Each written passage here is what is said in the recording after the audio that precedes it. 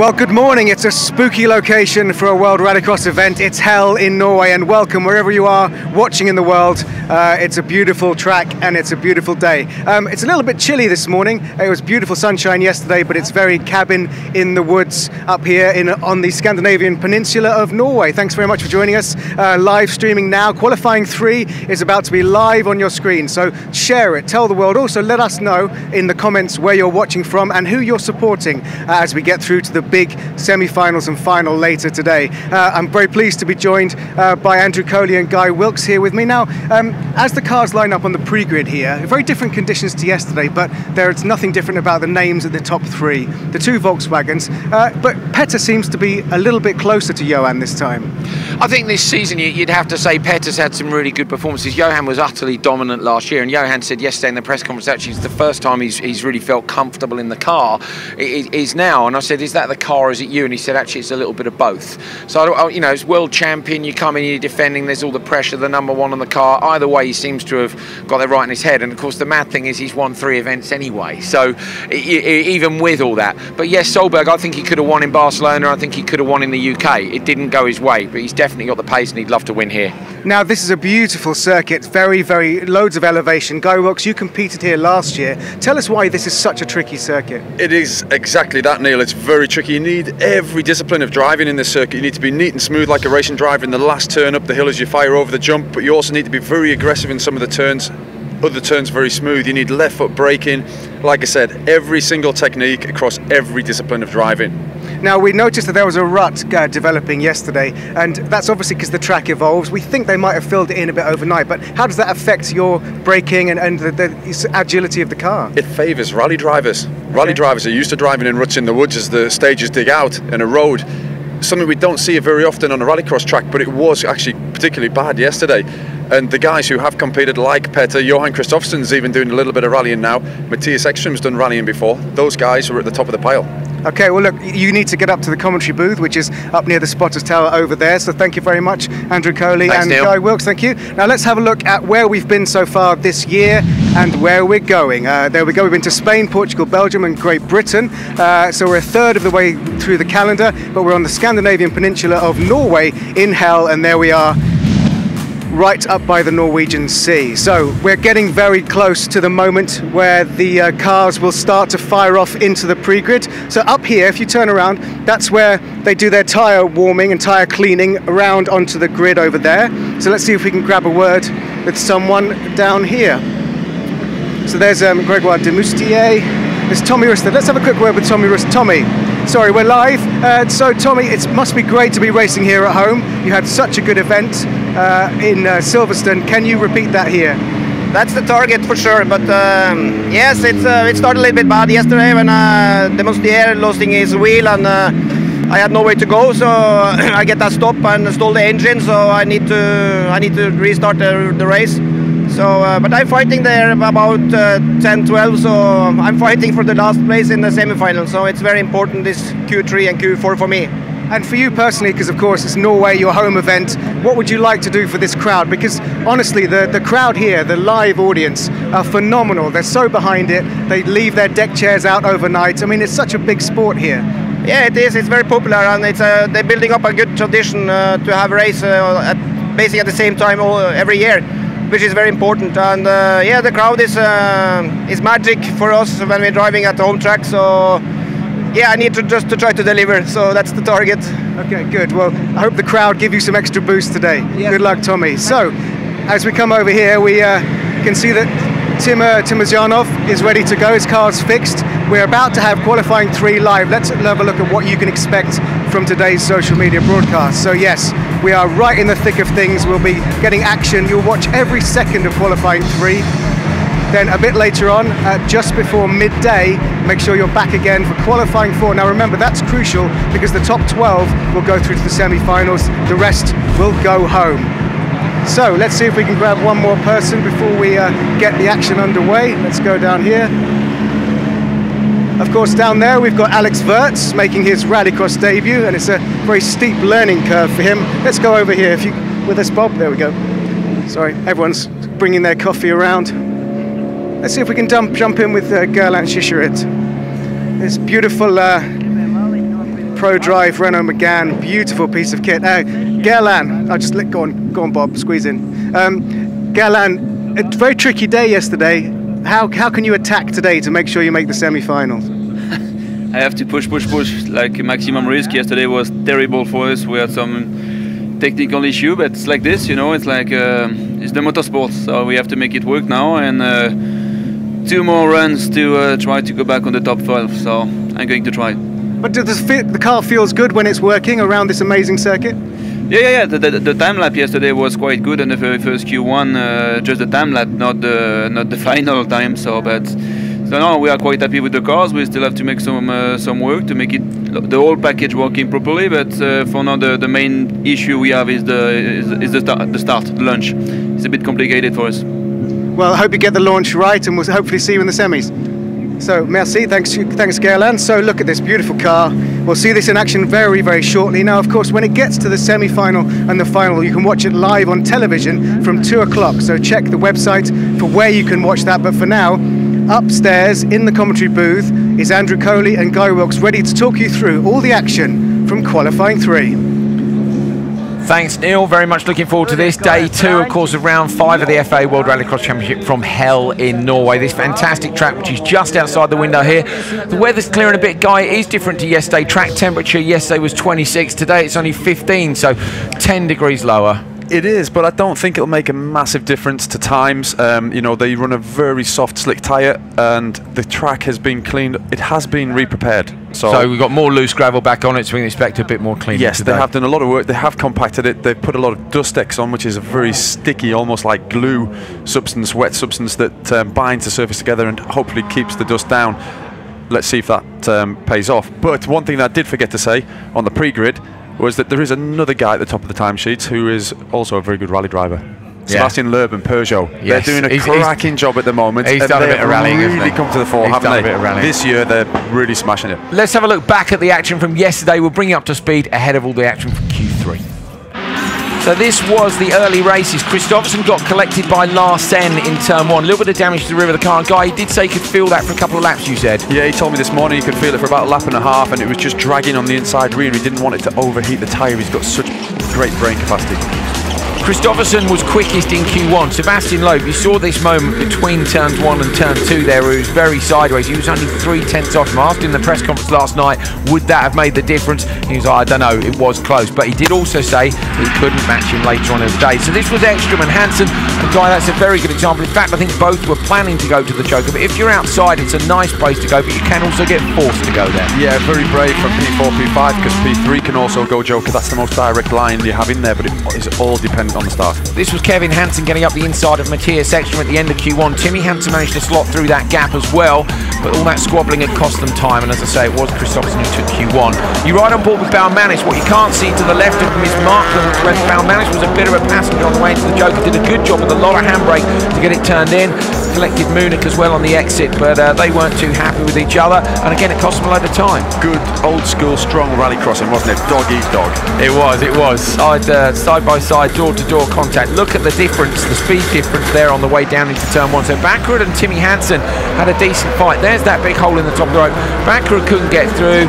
Timmy wasn't necessarily on the pace in this either. Backrud was all over him, and it was the first time I've seen Timmy Hanson rattled behind the wheel. He was making mistakes all the time, and Backrud, as you can see, trying desperately to stay up there with him. He hemorrhaged time behind him yesterday.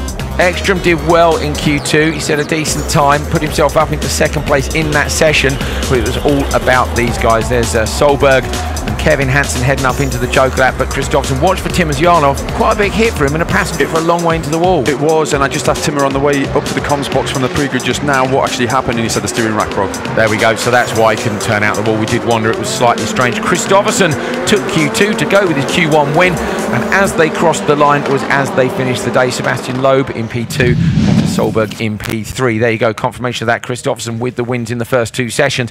Ekstrom's P2 in Q2 moved him up from 8th to 4th, so that was good for him. Remember, a front row here in the semi-finals is pretty crucial if you want to decide what your tactics are, although the guy on the inside can force you to, as Backrud did a couple of years ago. Timmy Hanson, Kevin Hanson, Backrud, Niklas Gronholm, the Hyundai, up into 8th place.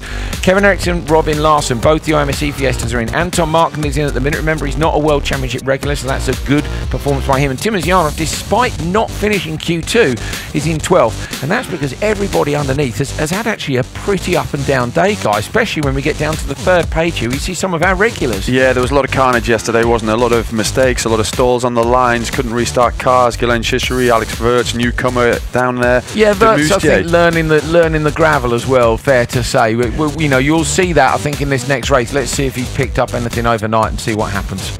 Yeah, for those who aren't familiar with Alex Verts, obviously he's done a lot of circuit races. Yeah, Le Mans factory, winner, factory Toyota driver and Peugeot driver and Formula 1 as well, and trying his hand at Rallycross. And enjoying it too, most importantly. So a bit of news for you on the grid. When we get down there, you should be able to see on the right-hand side there is Max Pusher. Now, Max Pusher yesterday we thought was withdrawn because Alex Verts' gearbox was broken. They didn't have enough parts. So they took the box out of Pusher's car and put it into Alex Verts'. Overnight, they've managed to source the parts to repair the gearbox, and that's gone back into Pusher's car. So Max Pusher back on the grid, which is good to see. And we've also got some news for you about the spec of Rennie Munich's Seat. If you're a real rallycross geek like Hal Ridges, thank you, Hal, for grabbing us some of that information. He's a bit of a legend around the paddock. Here we go. Rennie Munich is on the inside for this one. Timo Zjanov, after that retirement in Q2, is in the middle, but somehow still in P12. And Max Pusher, P23, unlikely to make it through to the semis, but good to see him back on the grid. Crowd in anticipation of the supercars getting underway on day 2 here. Not quite so many of them here yet. I have to say they do like a party here. When we left last night about 9 o'clock, there was a big circus tent full of people having a good time. As I say, the weather was beautiful. The sun didn't go down till 11:30 yesterday. It doesn't look like it's come up just yet. The revs are up though. And we are away for day 2. Great start by Timo Zjanov, but Munich's quick on the inside too. I wonder where Timo will go. He goes, brakes and sticks the car into the inside. And Pusher goes off to the joker. It was a long hold, wasn't it? Yeah. It's you know, for the first race of the day and getting a long hold, especially with Timo Zjanov, he is up there. Obviously P12 because he had such a great Q1. He was P4 in Q1. It was mega, wasn't it? So he had collected a lot of points there. So Timo's really good here, Guy. We know that. We've seen him been really good in the past. He very nearly won, but for a puncture. He does need a good time here. You know, 12th is right on the cusp, but it's not really where you want to be because you're relying then on what happens to other people. He wants to bang it in now, doesn't he, and move himself up the standings. Yeah, his last final was here last year, but Timo Zjanov, actually, his statistics for finishing in the actual, making the semi-finals is 72% from all of his starts. He's done 53 starts, 72% of the time he actually makes it all the way to the semi-finals. Yeah, very, very good driver. And as we said yesterday, it's actually quite a surprise that he hasn't won since IMG have taken over the Rallycross. So European Rallycross, World Rallycross, he hasn't had a win since 2012. He's looking very really nearly got one in 2013, but the race was red flagged and it was given to Alexander Wahl. So he's looking really neat and clean here, actually. He's not dropping Rennie Munich as much as he would like, and commentators curse a little bit deep, but gets it back to the apex. Actually, not a bad line into there. Just there's a lot of loose gravel, Guy. How do you think this will develop? I mean, obviously we've only really had warm-up this morning. We haven't, so not so much the Joker. Well, I mean, the Joker too, but mostly I was looking at the last couple of corners. You think it will? Races, yes. Okay. So Rennie Munich, while we look at him, as I say, Hal Ridge has been out on the research front. He's very good at that. Thanks for the info, Hal. He was saying they've moved to a front radiator package on that Seat, and Rennie is running a different car than the one that was so successfully used by Timo Scheider in America's Rallycross a couple of weekends ago at Silverstone. So Scheider will be given the better car once they know that it's absolutely working as they want it to. Tim is knocking in good times here. He's into the 38s already. They were let down in low 38.3s yesterday, but he's done a 38.9 and now a 38.8. So good times on a circuit that he's gone to clean. So far so good. There he goes through the Joker lap. He'll come out significantly in front. Needs to hold it together now. Give you an idea of what the times were yesterday. Christopherson won both sessions, 239.9 for Q1, 240.4 for Q2. But slightly cleaner track, slightly higher temperatures. Colder temperatures mean more engine power, but sometimes mean less grip. But I think, as Guy said earlier, it's mostly about the gravel. At the minute, we don't have that hole in turn 6, which is a good thing, but let's see where Timo stops the clock. So Say target time around 2:39.9, 2:40.4, and he gets a 2:42.8, which I think is relatively. How did he do in Q1 yesterday? Tim was 2:41.3. Yes, so it's not bad, is it? Really, considering the amount of gravel there is on the circuit. Yeah, that would have given him sort of 5th, 6th fastest in Q2. So considering that the circuit is a little bit okay, it's smoother because they repaired the road. Yeah, but it's gone to clean. Yeah, that's not a bad effort at all. Good stuff.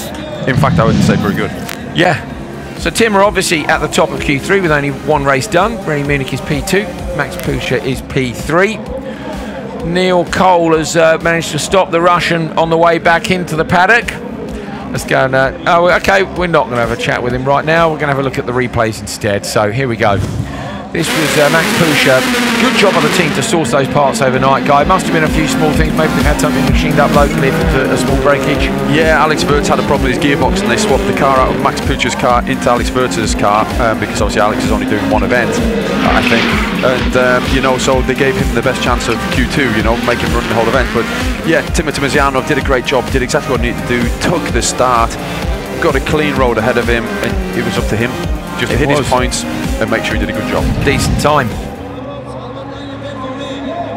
Okay, we're not going to catch up with Tim. He's got to head back to the paddock. Fair enough. These guys are focusing on the racing, as we said. About half of the crowd are here, I would say, compared to yesterday, and more will come in as the day goes on and we get towards crunch time later on. We've got 3 Norwegians here who could be fighting their way through to the semi-finals. At the minute, of course, we've got Backert and Solberg who are both in, and Tommy Rustad is in P13. He was really hoping that he will be able to make it up just one more place and book himself a slot in the semis. Then we'd have 3 Norwegians for the locals to cheer on. On board with Baumanis, looking nice and calm. Latvian driver, his dad, is often the first person in the spotters tower, and that's true again today when me and Guy walked up earlier. Andrus was just here calmly waiting. Of course, he's also looking after Artis in Super 1600 this weekend. I saw Rihart, the other Baumanis brother, earlier on today, photographer who takes the pictures. And he was saying that Artis is quite pleased with his position in Super 1600, but that Yanis is a little bit frustrated with the positions he's fighting for at the moment. So I think he'd like to be further up. Here is Yanis. You cannot beat the brutality of a Rallycross launch, can you? We were talking about yesterday as well, and it's one of the trickiest launches as well because you have literally 10 metres ahead of you a concrete wall, so you have to get off the tyre warm. Yeah, a rocket ship that accelerates 0 to 60 in 2 seconds. You probably get to the wall in 2 seconds. It's not even in 2 seconds. It'd be a lot quicker than that if you missed the clutch, I tell you. Gregoire de Moustier on the inside, Kjetil Larsen next to him, Oliver Bennett is in the middle of the grid, Alex Wirtz, and then Yanis Baumanis. So I think it's fair to say that Wirtz and Bennett are both learning this circuit and learning the sport a little bit more than the other drivers. But Yanis Baumanis is definitely the most experienced here. And in P16, there is a chance he could go through, and we see new boots on the car, so he's up for a big push.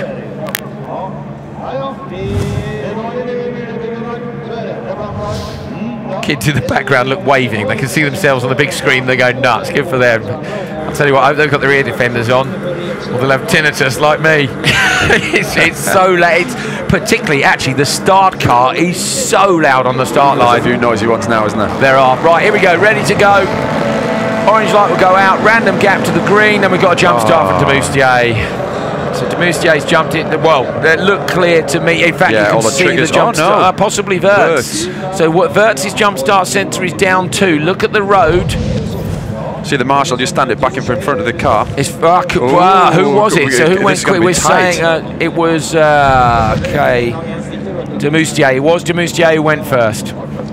It was de Moustier who went first. Race control say car number 66, which is him. So de Moustier was definitely, sorry, Wirtz was definitely moving as well. And he had one yesterday as well, didn't he? Very first race, did, Q1. Yeah, in fact, Wirtz and Bennett had one, didn't they, yesterday in the same race? So the 2 of them had to do 2 joker laps. Remember, that's the penalty. If you're new to Rallycross, you have to do a 2nd joker lap if you jump the start. And if you do it twice in a row, you're out. So there's big pressure on Wirtz here not to do it again. Sorry, de Moustier not to do it again. Close gap between the bottom end of the top 12 and where Baumanis is, so he only needs a a good performance, a very good performance he could do with here, but a good performance would see him in with a chance of the semis. It's stopwatch. It's not the people on the track. If he gets out front, he needs a clean race, and it's the stopwatch. He's got to get out front, racing. isn't he? He's got to get out front. So watch for Baumanis on the outside. I think if he gets a half-decent start, well, trouble is he can't necessarily go joker because he doesn't want to come back out between these guys, or he closes the door very quickly. Baumanis right there across. Larsen's going to go up the inside. Baumanis is really sideways over the curbs. He broke the drive shaft yesterday in that contact. That was risky. Hopefully he hasn't broken anything this time, but Baumanis has got what he needed, but it was by hook or by crook. It was. He wasn't out front. There was somebody went in front of him to the joker. I didn't actually see who it was. It must have been Larsen. But yeah, it wasn't ideal. He's way offline there now, so he's hemorrhaging time, and he climbed all over the curbs in that first corner. Not ideal. You can pick up a puncture and damage. Those are massive. Right, like drive shaft yesterday, as I say, in the contact with Mark and so you know, Wirtz is here with a bit of bump hanging off the back. So Alex Wirtz still learning, currently in second place. Wouldn't do him any harm, would it, to follow someone like Baumanis around a little bit, but it's the gravel that he really needs to get his head around. Yes, the gravel. He can follow him around the tarmac. You know, here we can see he drives the car very neutral, like a racing driver, and he's clean in, clean out. Maybe his mid-corner speed was down a little bit. That was a bit better on the brakes. Yeah, neutral into there. You need to get the car floating. So you think he could have let the rear slide even more? Just to check it with the left foot, just to get the rear to go, so you can get on the gas a lot earlier and hit the apex a little bit later down the bank. If you come in neutral, the car pushes on the front as the foot road falls away from you. Baumanis looked like he was short shifting a tiny bit up the hill there. Would that be because of wheel spin, because the amount of loose gravel there is? Absolutely. Okay, good stuff. So Yanis Baumanis aiming for the target time of Timur Timosyanov, which is a 2:42.8. 39.3 is about half a second off the pace of Timosyanov in terms of lap time, but that doesn't mean he isn't going to move up the order. So yeah, Demussier's gone into the joker. Obviously he needs to do two, but he's getting held up by Wirtz there. Wirtz tight on the inside. Oh, Bennett crossed up on the brakes, but holds on to it. Nicely done. He's trying to line up Larsen in the background. Demussier's on it as well. Looks good. Does look good. Really good.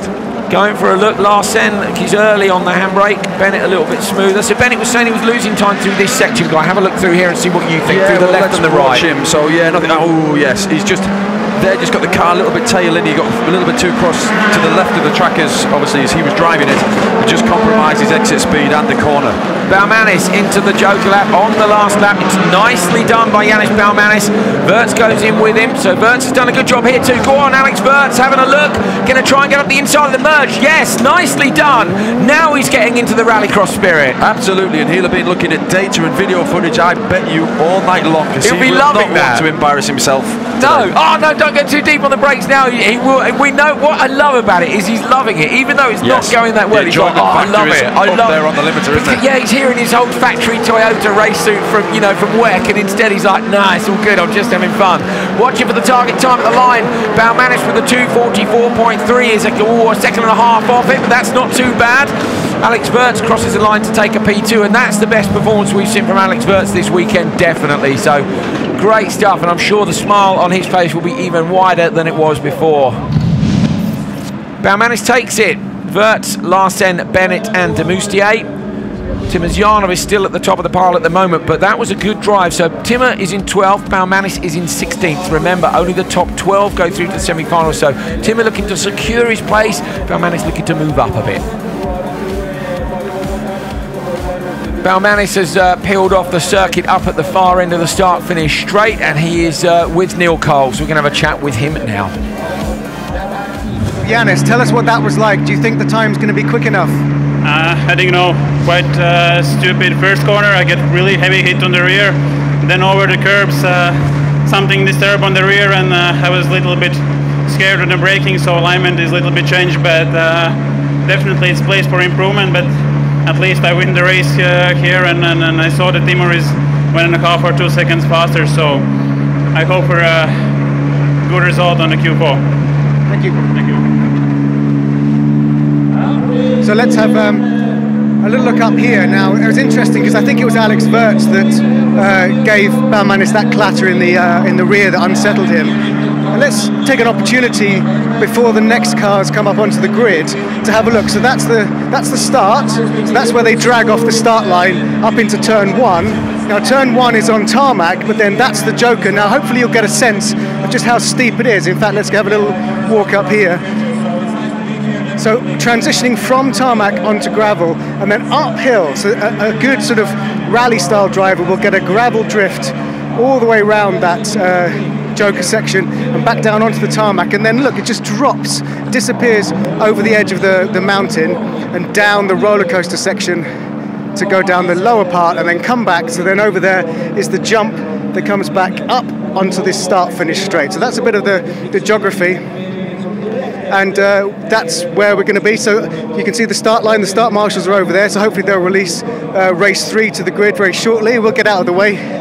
This guy's telling us to get out of the way, so we're getting out of the way. So yeah, hopefully I can hand you back over to the commentators, Andrew Coley and Guy Wilkes, because they should be sending the cars to the grid very shortly.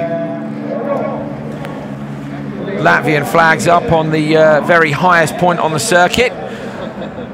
So you can see the spectators a long way up the hill, and Guy, that's the view. You know, it's a beautiful setting, isn't it? Because it's not. It was a quarry. Totally different. Yeah, it was a quarry that's been developed into a track, and it's a kind of a vehicle testing venue and a vehicle driver training place as well. But yeah, those guys can see all the way down to the bottom of the hill from there, so they'll listen all the action from that last race, which we can see now. So on the outside, Baumanis, look at that. Watch for him, because he's not the first. Watch Larsen goes across, and then he decides I'm going on the inside and takes a tap from Vert. But those curbs are massive and can rip a wheel off very easily with that angle. Baumanis there over the curb, look at that, and say yes, they broke a drive shaft today, he'll have been pleased not to. And a great drive by him out front. Only 1.5 off Timmer, and as we say, Timmer yesterday was right up there. So this was a tidy Joke lap as well, Guy. Yeah, it was decent, but his time would have been good enough in Q2, what he set now for P9. But I was surprised yesterday. There was 4 seconds from first while covering the top 10, which is bigger than normal. Yeah, yeah. That was Vert merging with Larsen. Bits hanging off the back of the car, but a great performance all the same. Waiting for the cars to pull up to the grid. You can hear the tyre warm in the background. What you can't see is what Guy Wilkes was explaining earlier, which is that the wall. Actually, you can see in the background there, there's a red and white wall which the drivers peel past. You might be able to see it from this camera, actually, in the background as they come round for the tyre warm. And it is just, it's so close. The wall is so close. And Guy, what you said to me this morning, do you fancy it? I said, yeah, Super 1600 or touring car, fine. But in a four-wheel drive supercar, no thanks. Like, it really is that close. I'll stand there and you think... Yeah, well, you've driven quite a few cars as well. Yeah, you know, so it's not like you're just a commentator. If people are listening at home, you've done rallying and driven a few rallycross cars as well. So, you know, that's the wall that they're heading towards, and the start there you see where the car's pulling into the grid. It's you have to fully drop the clutch, you know, with your launch procedure. So you're singing at 5,500 thereabouts RPM on the clutch, drop it to spin the wheels up because you want to clean them, get the dirt off, and get a little bit of temperature. Then you've got to stop it before you get. Maybe we'll see that. Yeah, maybe we'll see the last one. Shishirit. Oh, you can hear it in the background. Shishirit rolling around to the grid, but yeah, it's so close, and of course they want to get it right because it's their opportunity to make sure that everything is where they want it. And it's all limited as well. You have to pull up into a painted box. It's a line marked box, and you have to do it within that box. Zone, yeah, you can't do it from behind it. It's a tyre warming zone or tyre cleaning zone, and they're very strict about it as well. They are, for safety reasons, because a lot of mechanics milling around just behind there. Getting ready for race 3 of Q3. The cars are on the grid. Let's take a look at the lineup. Jerome Grosjean on the inside, 15th after Q2. They had a disaster in Q1. What can they do here to drag themselves back up into the semis? Rustad, 13th, wants to be in the semis at home. Markland is currently in 11th. Shishirit in 17th, has a slightly bigger mountain to climb than his teammate. And Johnny Pekka Rajla on the outside, 14th after Q2 with very little time in that car. Yeah, a lot of new tyres in this. This is always make or break, isn't it? Race 3. Qualifying 3 and qualifying 4. These are the guys that are fighting for the semis. This is going to be a cracker. Watch for the 2 GCK cars. They need a good start. They didn't get it yesterday, but today they both get away nicely. Tyre smoke from the back, but it's a squeeze for Shishirit. Shishirit's in between Rajla and Markland on the outside. Markland goes Joker. Shishirit goes with him. Oh, into the back of Rustad on the inside. Rajla just picked him up on the exit. Yeah, that was very... Oh, naughty. Oh. That's Shishirit, I'm sure. He's got it fired up again. Okay, yesterday Shishirit ended up in the gravel there and sat there for a minute, and these guys were down, but that's not what Guerlain needed, but it is what Jerome Grosjean needs. Yeah, exactly. They had a difficult difficult day yesterday. They were P15 and P17 overnight, but Grosjean needs to get his head down and get away from these guys. Rustad, obviously a local, he knows this track, quite literally backwards as I say that. Is there any point in him trying to make that pass there? You know, sometimes I think smoking like crazy. That's a contact with Rajala behind. Yeah. So sometimes I think people they almost waste. That's exactly what he needs to do. Yeah, don't wait. Just go through. Well, he's fighting Markland. Markland's already joking, but just shows how much time he's hemorrhaged. Does indeed. Behind those cars. Grosjean and Rajala are the drivers who haven't jokered yet. Markland, Rustad and Shishirit, you can see with the ticks next to their names.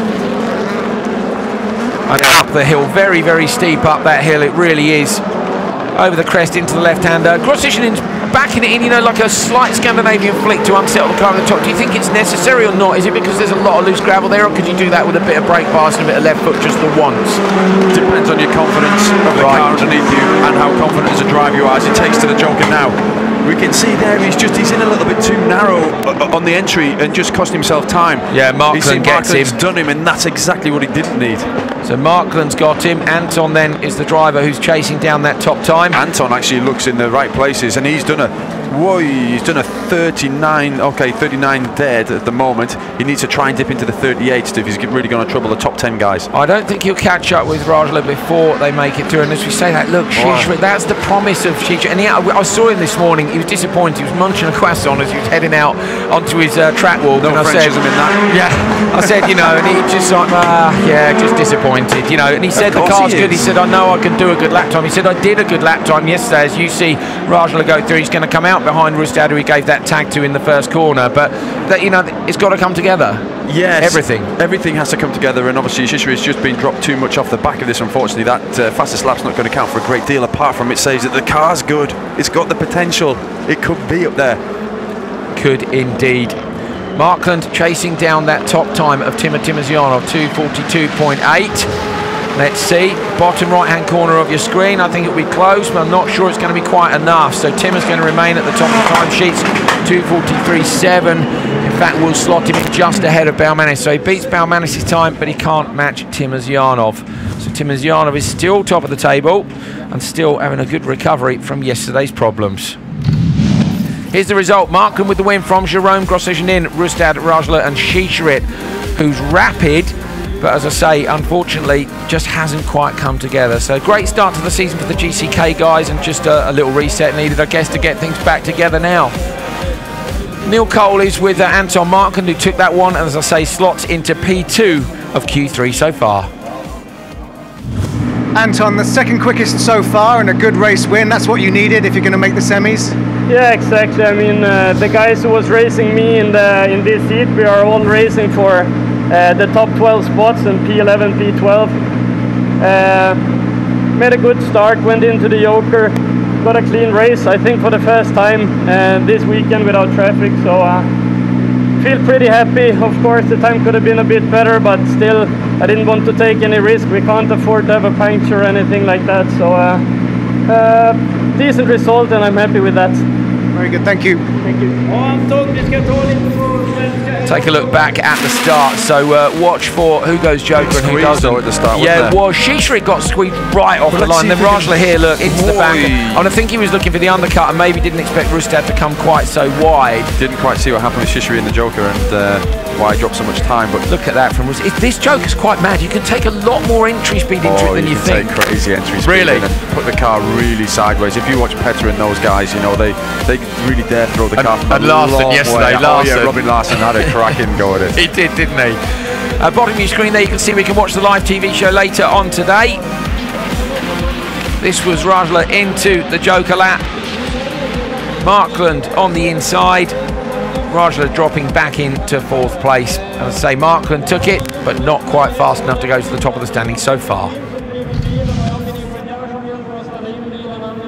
Support for him here as well. Of course, the Scandinavians all desperately want to win the Scandinavian events. This is definitely one of the classics. I think it's safe to say that Norway and Sweden are right up there, and I think, you know, whilst the drivers really want a home win, they also really distinctly enjoy sticking it to their neighbours, don't they? Oh, in Scandinavia, yeah, it's absolutely. It's all as one. They travel and have travelled, traversed right across, back and forth for years.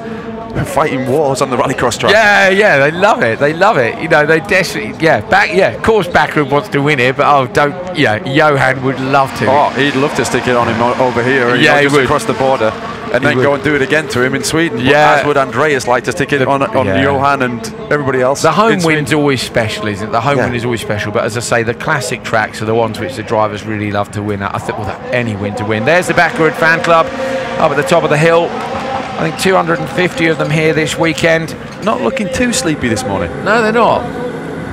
Andreas Backrud just getting his crash helmet exactly where he wants it. Going to get the steering into place, get the launch ready to go, and then we can get underway. Q3 race 4 is about to start. Have a look at this grid. On the inside, Kevin Hanson, Niklas Gronholm next to him, Andreas Backrud, Kevin Eriksson and Robin Larsson. They're all inside the top 12. Look, Larsson in 10th and Kevin Eriksson in 9th, not actually taking new tyres, whereas Kevin Hanson and Andreas Backrud are.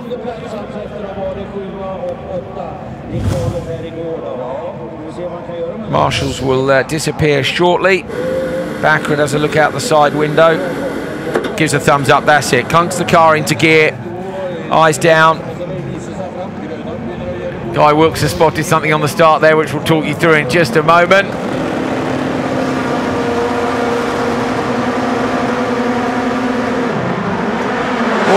Good start, Backrud took the up really nicely. Larsson though on the outside has as well. Kevin Hanson looking up the inside. Backrud's going to go Joker. Larsson trying to go around the outside. Contact between the two. Larsson's going to go deep. It's going to cost them both time. Backrud lights up. Larsson won't like that. And Backrud's going to have him. Yeah, it's going to have him on the back bumper. Oh, he's giving it back.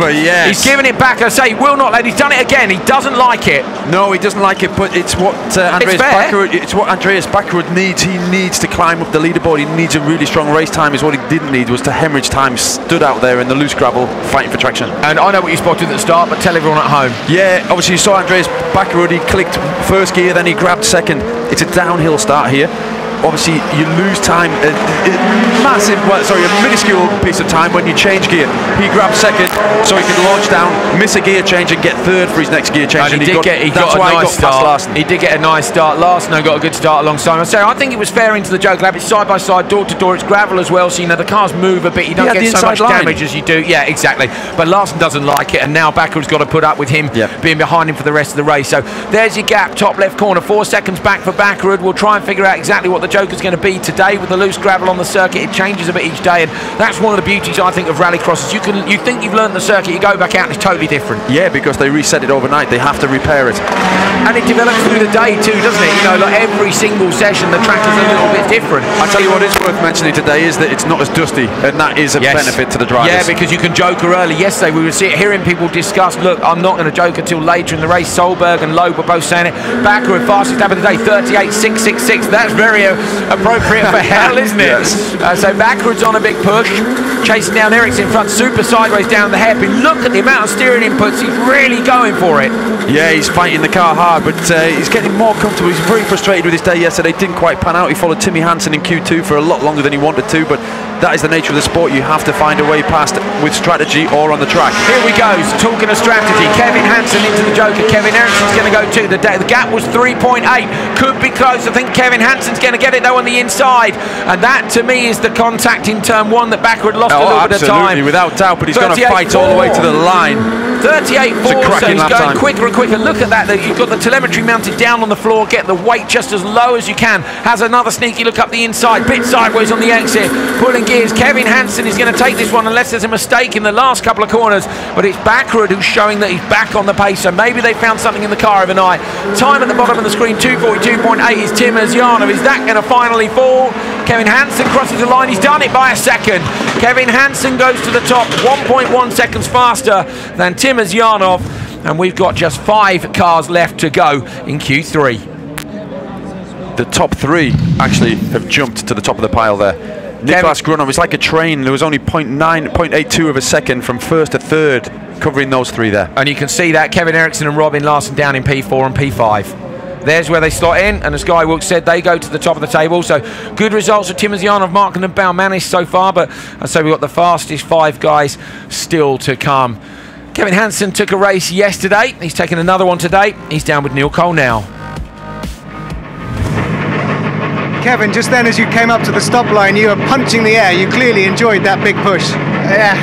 Oh, such a nice run. I really enjoyed that one, and I was pushing so hard, and to manage to take backward is really nice. So I know I had a good position for a good run, and I think I gave it my everything. So let's see how far it can go.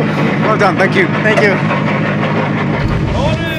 Kevin is all smiles as we take another look back at that start, Guy, and it was all about Bakker and Larson on the outside. Yeah, absolutely. Larson got a great start as well, but we're just going to follow with the guys going standard lap.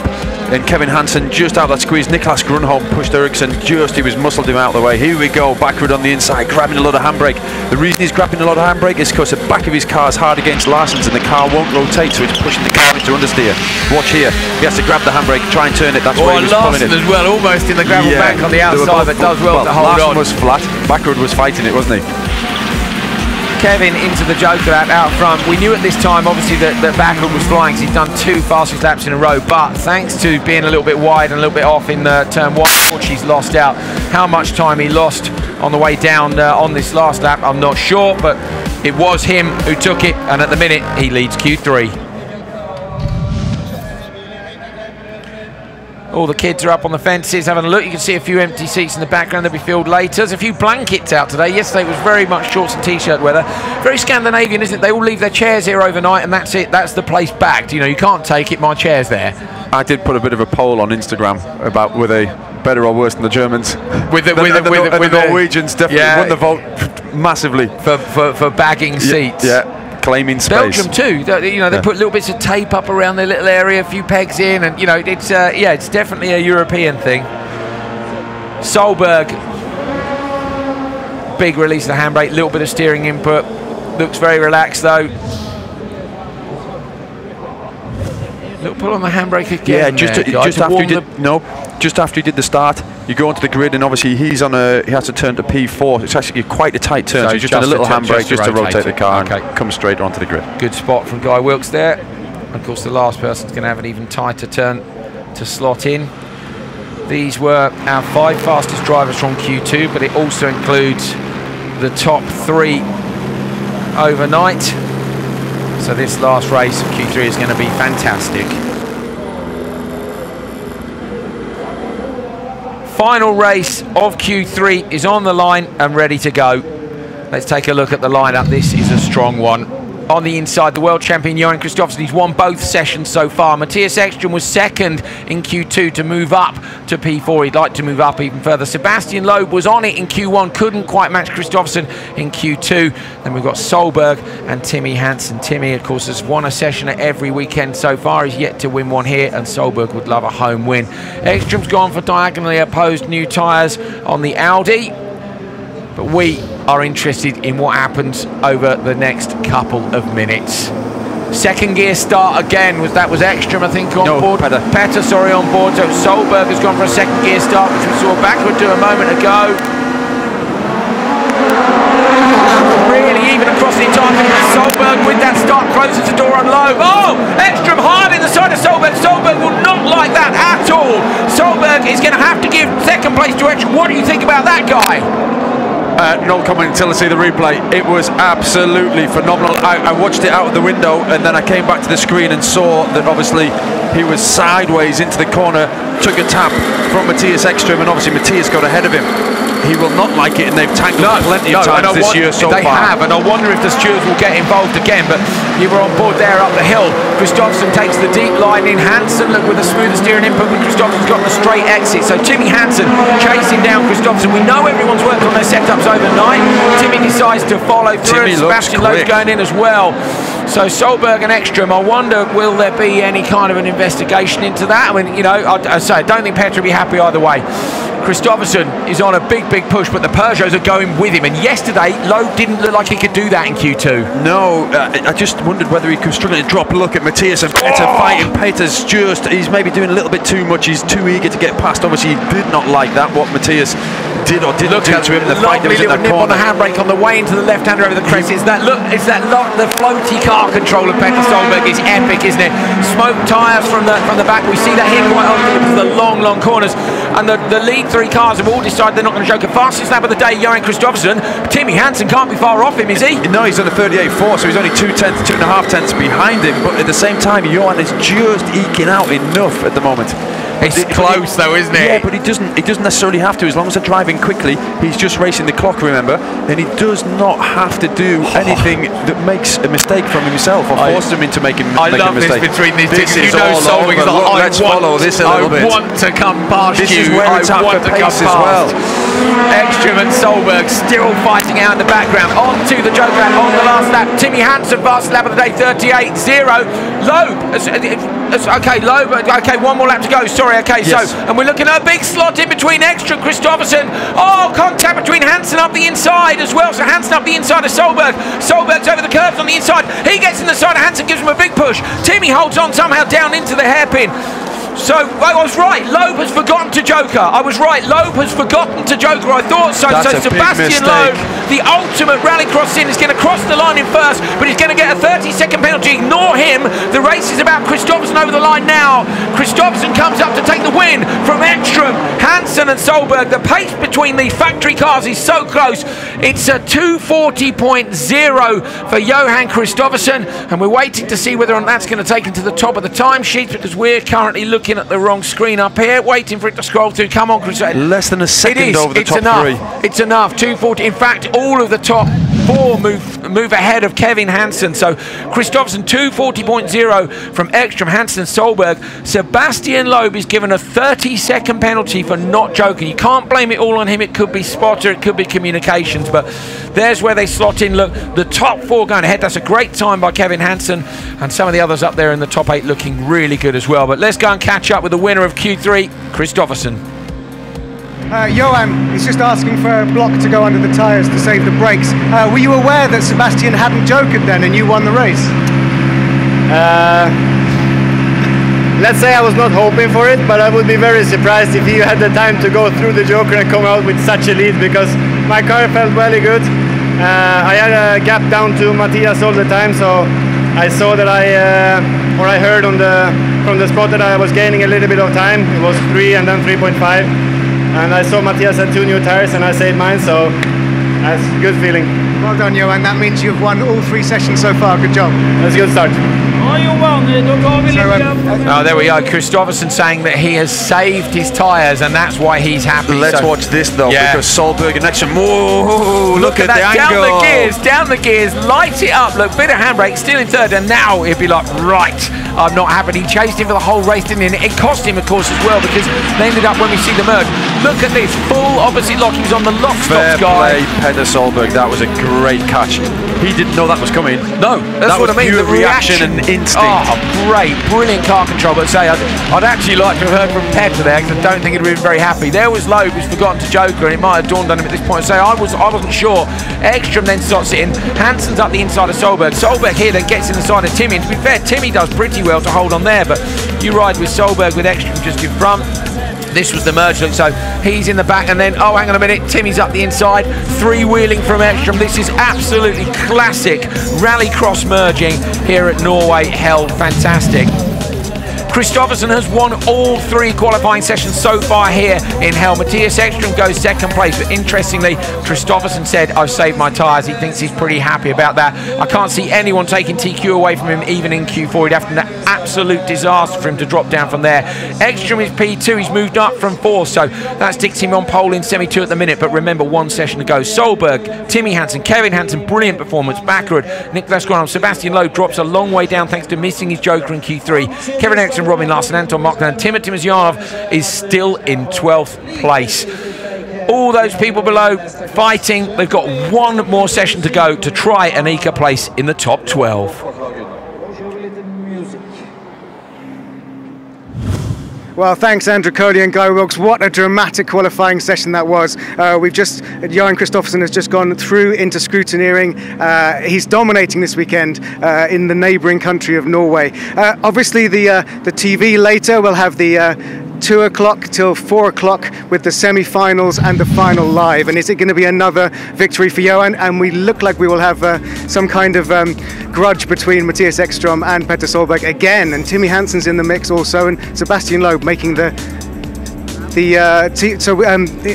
the qualifying 4 will be at 5 to midday. Thanks very much for watching this live. Make sure you're back for qualifying, because there's several slices of beef about to be served up in qualifying 4, and of course we're live on television later. You can have a look on the website to find out where your country has the television show. But from us, thank you very much for watching. Share this. We want more people to watch qualifying. Qualifying 4 will be epic. Thanks for watching us in Norway. We'll see you in a couple of hours.